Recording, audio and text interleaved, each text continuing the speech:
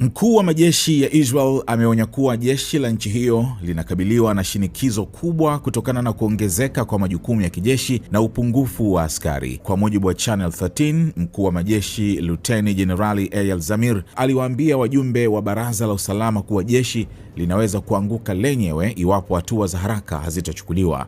Ninawasilisha mbele yenu alama 10 za tahadhari, Zamir anaripotiwa kusema. Alisisitiza umuhimu wa kupitishwa kwa sheria mpya, ikiwemo sheria ya uandikishaji, sheria ya huduma ya akiba na sheria ya kuongeza muda wa huduma ya lazima.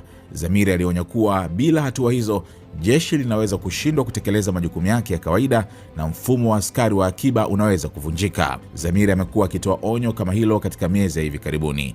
Mnamo Januari alituma barua kwa Waziri Mkuu Benjamin Netanyahu na maafisa wengine waandamizi akionya kuwa upungufu wa askari unaweza kuathiri utayari wa kijeshi katika siku za karibuni. Tangu vita vya Gaza vilipoanza kufuatia mashambulizi ya Hamas ya Oktoba 7 mwaka 2023, jeshi la Israel limekuwa likiwaambia wabunge kuwa linakabiliwa na upungufu wa wanajeshi wapatao 12,000 kutokana na shinikizo la vita na changamoto zingine za kiusalama. Swala hilo pia limeathiriwa na mvutano wa kisiasa kuhusu uandikishaji wa Wayahudi wa Ultra Orthodox. Vyama vyao vinataka sheria itakayoweka jamii zao nje ya huduma ya kijeshi.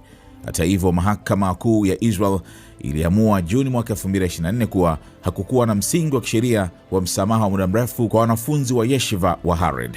Inakadiriwa kuwa takriban wanaume 80,000 wa Ultra Orthodox wenye umri wa miaka 18 hadi 24 wanastahili kujiunga na jeshi, lakini bado hawajafanya hivyo.